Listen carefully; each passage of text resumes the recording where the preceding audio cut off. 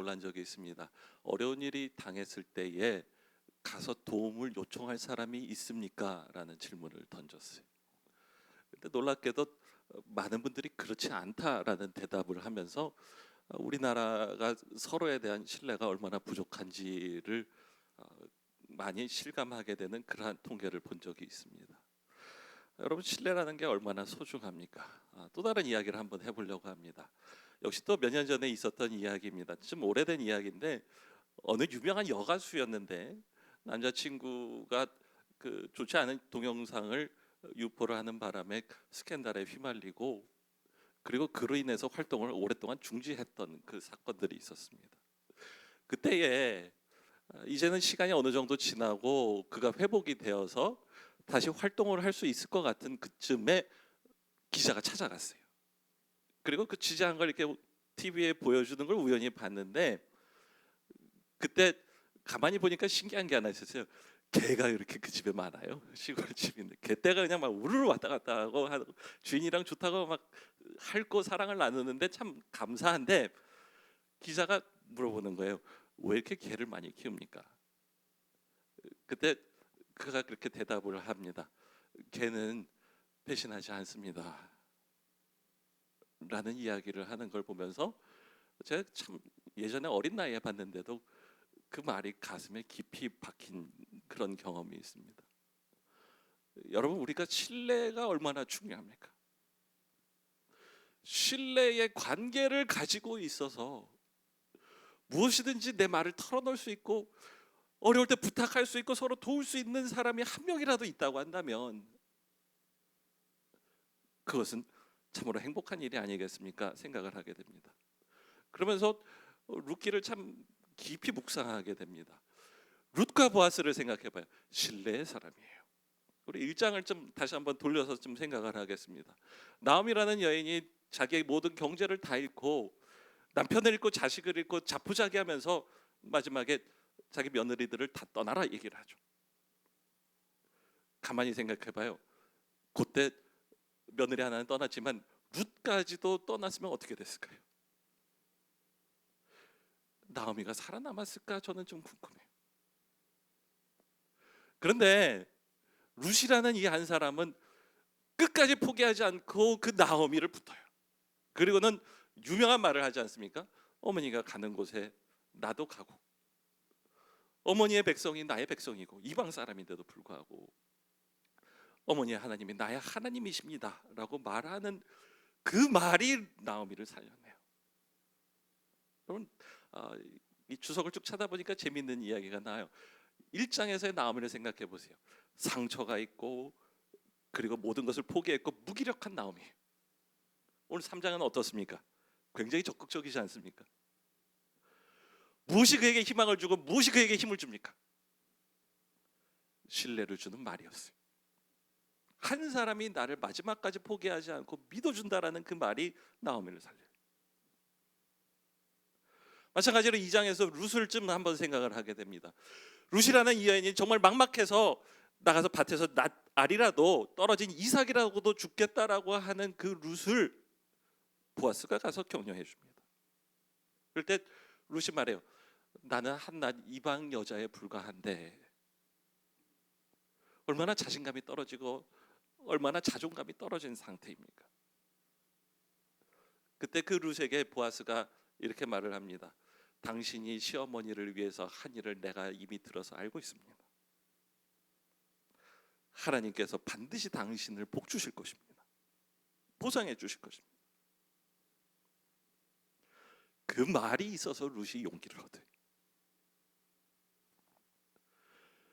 참으로 놀랐습니다. 그 말 한마디가 있어서 다른 사람들 사이에 낄 수가 있었고, 그 말이 있어서 다른 젊은 남자들이 룻을 함부로 건드리지 못했고, 또 신기하게 이삭을 주인 여인이 밤에 집에 갈 때는 한 에바, 그 제가 몇 킬로라고 말씀드렸습니까? 20kg짜리 보리의 한 포대를 들고 집으로 갈 수 있는 그 관계가 얼마나 중요한지를 잘 보여주는 사건이 있지 않습니까? 여러분, 제가 다시 한번 질문을 해봅니다. 우리는 믿고 신뢰하는 관계가 있습니까? 우리는 신뢰의 사람입니까? 깊이 한번 생각을 해보게 됩니다. 사실은요, 신뢰라는 것은 우리의 영혼의 구원에도 관련이 있지 않습니까? 여러분, 구원이라는 게 뭐죠? 자격 없는 사람을 하나님이 신뢰를 주신 거고 다시 기회 주신 거예요. 성경에 보면은 약 두 가지 종류의 부류의 사람이 있는 것 같아요. 하나는 보통 젊은 사람들이 사기캐라고 그래요. 사기 같은 캐릭터. 요셉이나 다니엘 같은 사람 보세요. 흠이 하나도 없어요. 근데 저는 사실 배울 거는 많지만 그 사람들한테 별로 정이 안 가요. 대신에 제가 좋아하는 캐릭터는 야곱이나 베드로예요. 저 같아서 욕심도 많고 실수도 많고 흠도 많고. 근데 어떻습니까? 베드로를 생각해 보세요. 끝까지 나는 예수님 부인하지 않겠습니다. 호언장담해놓고는 3번 부인하고 도망가잖아요. 자기가 생각해도 자기가 너무 못나서 나는 예수님 부활하신 걸 보고도 낚시하러 가겠다 그러고는 쑥 가버리잖아요. 자기에 대한 실망이 그렇게 극도로 달할 때 예수님 어떻게 하십니까? 그래, 너는 안 되겠다, 포기하자 얘기를 하실 것 같은데 쫓아가셔서 내가 나를 사랑하느냐 3번 물으시고, 그 다음에 더 심한 말을 하세요. 내 양을 먹이라. 그게 얼마나 깊은 신뢰입니까? 그게 얼마나 큰 기회를 주는 겁니까? 그게 구원이에요. 그리고 그러한 신뢰, 무한한 신뢰와 무한한 사랑을 받은 그 우리가 이제는 나를 신뢰하시는 하나님을 나도 신뢰하겠습니다라고 고백하고 살아가는 것이 신앙의 삶입니다. 그걸 믿음이라고 얘기하는 것입니다. 우리 예배를 시작할 때 의도적으로 시편 23편을 제가 읽었습니다. 여호와는 나의 목자시니 내게 부족함이 없으리로다. 여러분 정말로 그걸 믿으십니까? 사실은요, 목사가 되고 믿음이 좋은 줄 알고 목사가 되고 신앙생활을 하다 보니까 그 말이 잘 안 믿어질 때가 많아요. 참 힘들어요. 그럴 때 그러나 그 목자를 믿고 그 목자를 따라가는 양은 어떻습니까? 사망의 음침한 골짜기로 갈지라도 따라가요. 왜 그렇죠? 그 지팡이와 막대기로 나를 지켜줄 걸 아니까. 또 왜 그렇습니까? 그 골짜기를 지나고 마지막 종착역은 쉴만한 물가로, 그리고 풍요로운 먹을 곳으로 인도해 주시는 걸 믿기 때문에 그를 믿는 믿음으로 그곳으로 나가는 것이 신앙인의 삶이 아닙니까? 가만 보세요. 우리의 신앙은 철저하게 하나님과의 신뢰의 관계 위에 이루어지는 거라는 겁니다. 그리고 나서 가만히 우리 제 삶을 좀 생각을 해봤어요. 모든 삶이 사실은 신뢰가 얼마나 소중한지를 좀 생각해 봅니다. 우리 애들을 생각해 봐요. 애들이 어릴 때 참 많이 아프죠, 그렇죠? 그러면은 애들이 아플 때 필요한 게 뭐죠? 물론 해열제가 필요해요, 약이 필요해요. 그러나 가만히 보니까 그것보다 더 놀라운 게 있어요. 그 아이를 밤새서 지켜주는 어머니의 사랑이 더 커요. 약으로 되는 것이 아니라 내가 아플 때 나를 찾아와주고 위로해주고 돌봐주는 사람이 더 중요하다는 거예요. 직장도 마찬가지 아닙니까? 제가 부교육자를 하면서 여러 교회에서 이제 일을 하게 됐는데, 좋은 교회를 찾을 때 가만히 보면 이력서를 내지만 이력서 때문에 그 교회에 덜커덕 붙은 적이 없어요. 그건 당연히 필요한 거지만 그 이상으로 필요한 건 뭡니까? 저를 신뢰하여서 추천하여 주신 분이 계시고, 그리고 그것을 신뢰하고 문을 열어주신 분이 있어서 그 교회에 가서 좋은 성도들을 만나서 섬길 수 있는 기회가 있었다라는 거예요. 우리가 말하는 복이라는 게 있어요. 요새식으로 하면 웰빙이라는 것이 있습니다. 그래서 내가 얼마나 많이 가졌는가, 내가 얼마나 실력을 가졌는가 이상으로 내가 얼마나 건강한 신뢰의 관계를 가졌느냐가 더 좌지우지한다라는 걸 다시 한번 깊이 생각해봐요. 그리고 나서 다시 한번 더 깊이 생각을 해봐요. 기업도 마찬가지고 국가도 그렇지 않습니까? 유명한 프란시스 후쿠야마라는 정치 경제학자가 있죠. 그가 쓴 책 중에 트러스트라는 책이 있습니다. 신뢰라는 책이. 거기서 그가 이렇게 이야기를 합니다. 한 나라의 웰빙과 경쟁력은 단 하나의 사회 전반적인 문화적 특징으로 결정된다. 그러니까 요 한 가지 문화적 특성이 있는 나라가 건강하고 그리고 경쟁력 있는 나라가 되는 거예요. 사회 안에 내재된 신뢰의 수준이다. 얼마나 내가 옆 사람을 믿을 수 있습니까? 가만히 생각해봐요. 여러분, 기업이 아무리 자본이 많고 기술이 좋으면 뭐합니까? 노사 간의 갈등이 있으면. 여러분, 위대한 지도자, 위대한 꿈을 가지고 실력을 가진 그런 지도자가 나와서 좋은 정책을 마련하고 좋은 법안을 통과시키면 뭐합니까? 백성들이 지도자를 신뢰하지 못하면.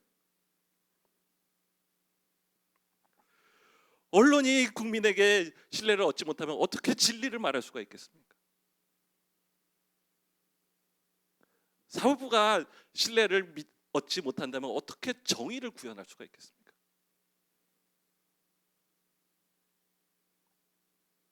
신뢰가 더 중요한 거예요. 질문을 한번 던져봅니다. 맞춰보시기 바랍니다. 우리나라는 고신뢰 사회입니까? 저신뢰 사회입니까? 예, 조사를 해보면 저신뢰 사회예요. 참 부러워요. 어떤 나라는 네덜란드 같은 나라는 얼마나 다양해서 서로 믿기 힘든 다양한 나라임에도 불구하고 자료를 보면 70% 이상의 낯선 사람을 믿을 수 있다고 말한대요. 내 가족 말고 혹은 내 학연이나 그런 거 말고 낯선 사람도 70%는 믿을 수 있다고 말을 한다고 합니다. 우리는요, 애 혼자 밖에 나가지도 못하는 시대가 돼버렸어요. 다시 한번 깊이 생각하게 됩니다. 우리가 나아가야 할 방향이 무엇입니까? 참 어려운 것들이 많이 찾아오는 시간에 우리가 회복해야 될 것이 무엇입니까? 신뢰입니다. 자, 그걸 얘기를 해놓고 다시 한번, 그렇다면 예수를 믿는다라는 것 그리고 교회가 된다라는 것의 사명이 무엇인가를 다시 한번 또 생각을 하게 돼요. 그게 뭐죠? 하나님이 우리에게 신뢰를 주셨잖아요. 하나님의 신뢰로 신뢰를 전달하는 우리가 되기를 바랍니다. 분명히 예전에는 예수를 믿으면 믿을 수 있다고 생각했어요. 지금은 꿈이 있어요. 우리가 먼저 저 사람은 예수를 믿기 때문에 믿을 수 있어라는 말을 듣는 사람이 되기를 바래요. 교회도 마찬가지예요. 가만히 보니까 열심히 전도한다고 전도되는 게 아니라 교회를 믿을 만하다라는 사회적 전반적인 분위기가 있을 때 교회가 부흥했어요. 그 신뢰를 우리가 다 잃어버리고 말았어요. 다음에 필요한 것이 무엇입니까? 교회라고 한다면, 교회가 하는 일이라고 한다면 믿을 수가 있어요라고 말하는 그 신뢰를 교회가 얻는 것이 우리의 사명이 아니겠습니까? 그리고 더욱 깊이 나가서 생각을 해봅니다. 그러한 신뢰의 신앙인들이 될 때에, 신뢰의 교회가 될 때에 나가서 우리 사회의 문화가 서로 믿을 수 있는 사회로 나가게 하는 것, 변화시키는 문화의 DNA를 바꿔놓는 것, 그것이 바로 우리의 소명이라고 말할 수가 있을 것입니다. 그러면서 가만히 보게 돼요. 오늘 본문은 뭡니까? 신뢰의 본문인 거예요. 성 프란시스의 평화의 기도라는 기도를 생각하면서 본문을 생각해 봅니다. 앞부분만 제가 읽어볼게요. 주님, 저를 당신의 도구로 써주십시오. 미움이 있는 곳에 사랑을, 다툼이 있는 곳에 용서를, 분열이 있는 곳에 일치를, 의혹이 있는 곳에 신앙을, 그릇됨이 있는 곳에 진리를, 절망이 있는 곳에 희망을. 룻기만 필요한 게 아니라 지금 우리가 그것이 필요한 거 아닙니까?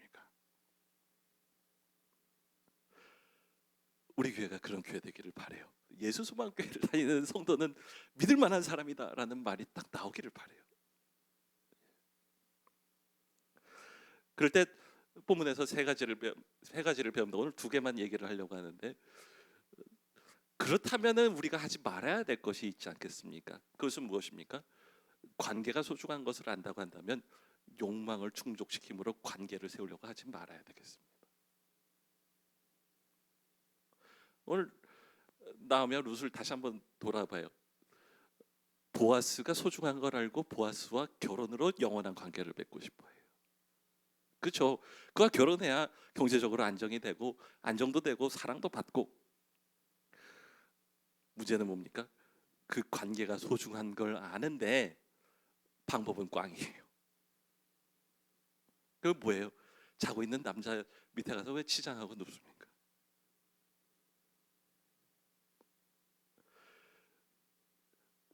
그 뒤에는 믿을 수 없다라는 전제가 있는 거예요. 그리고 그럴 때에 신뢰를 쌓기보다는 좀 빠른 길로 정욕에 대해서 성적인 만족, 혹은 탐욕에 대해서 물질을 제공함으로, 허영을 위해서 기반 없는 명예를 제공함으로 관계를 맺으려고 하는 방법이 그 안에 있다라는 걸 생각해봐요. 이제는 그래서는 안 될 것입니다. 그것은 우상숭배입니다.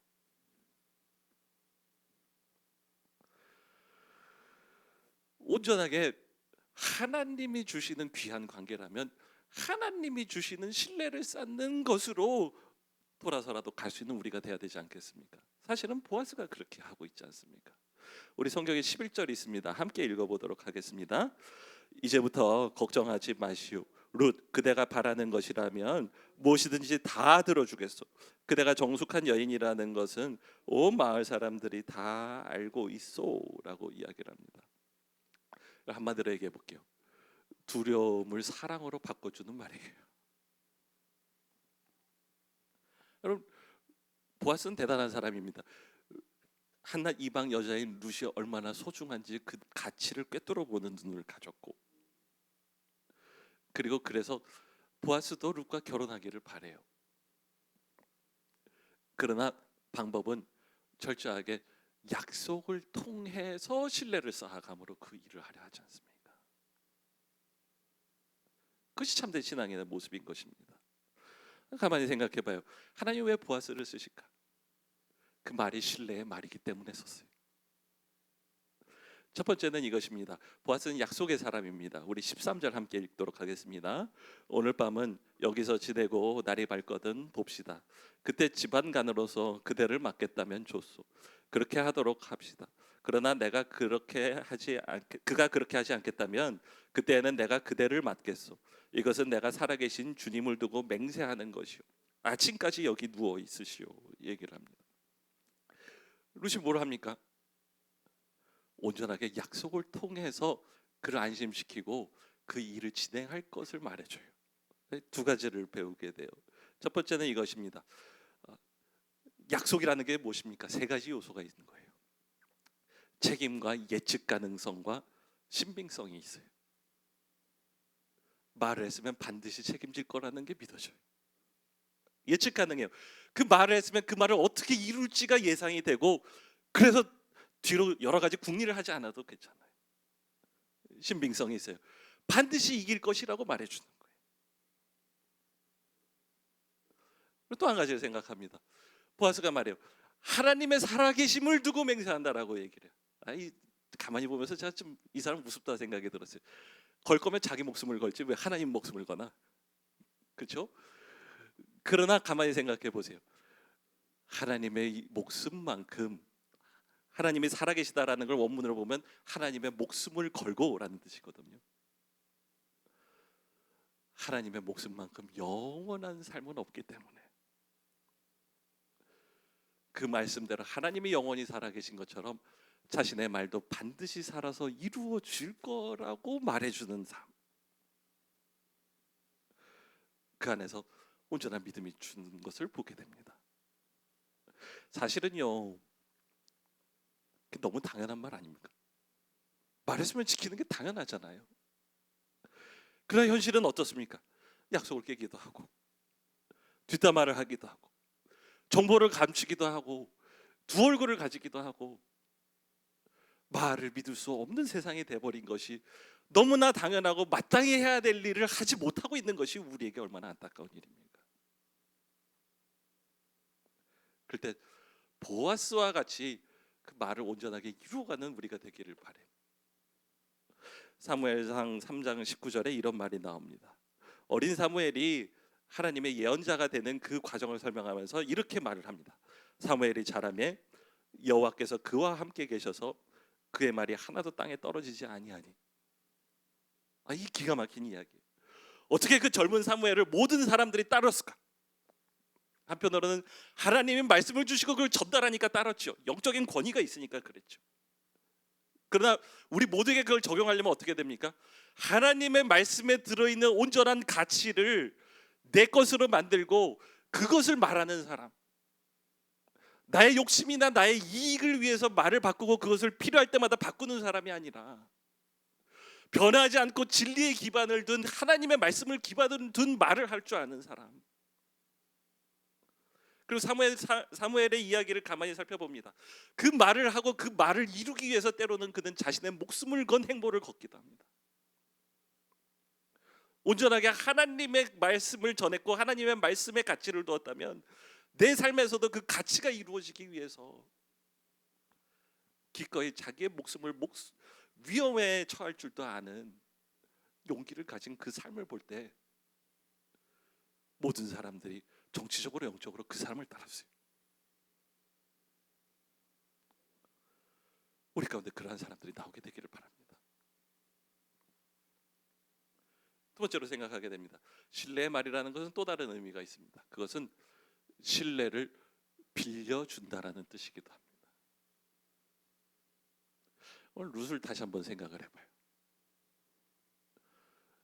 시어머니가 하라고 했지만 자기를 단장하고 밤에 몰래 가서 보아스의 발밑에 누울 때 그 심정이 어땠을까요?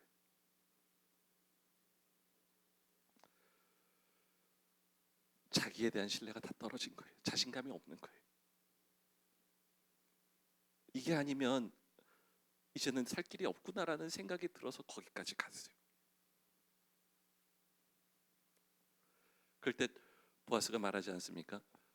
당신은 반드시 주님께서 축복할 사람이다 라고 말해주는 그 말이 뭡니까? 당신은 당신 스스로를 믿지 못할 때 나는 당신을 믿습니다 라는 말을 해주는 거 아닙니까? 우리 말을 생각해봐요. 믿음을 더해주는 말이 아니라 의심하게 해주는 말이 너무 많습니다.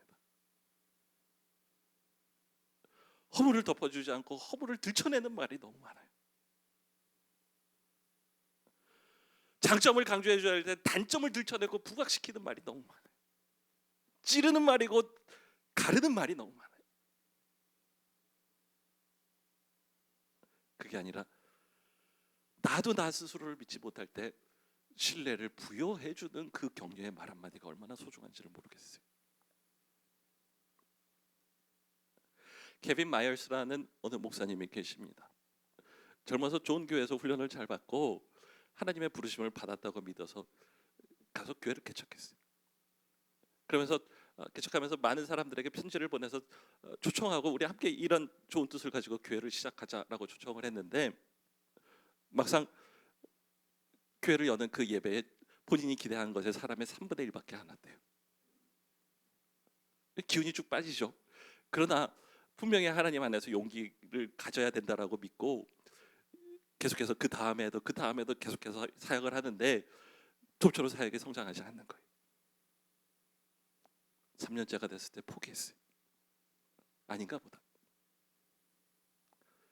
그리고는 자기 멘토인 웨인이라는 목사님을 찾아가서 그에게 부탁합니다.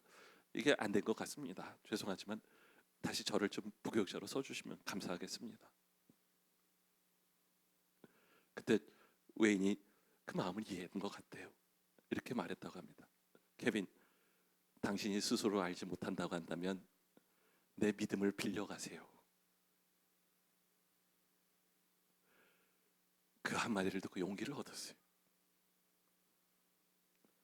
다시 돌아와서 다시 한번 열심을 가지고 성장하면서 목회를 할 때에 그 교회가 마지막에는 성장해서 큰 영향력 있는 교회로 성장하는 이야기를 말을 합니다. 여러분, 하나님이 우리에게 신뢰를 주십니다. 이제는 우리도 신뢰를 하는, 신뢰를 주는 신뢰의 사람이 되기를 바랍니다.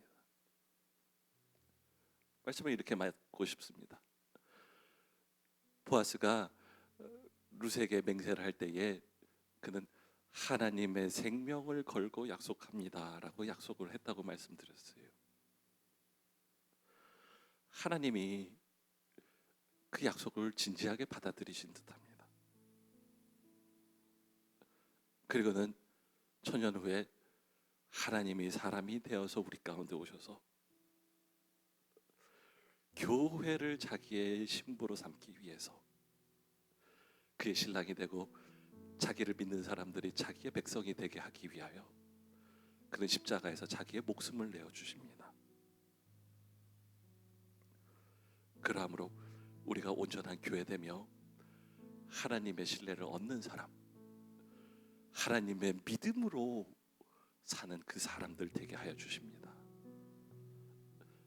여러분도 그 예수를 믿고 그분을 신뢰하지 않겠습니까? 기도하겠습니다.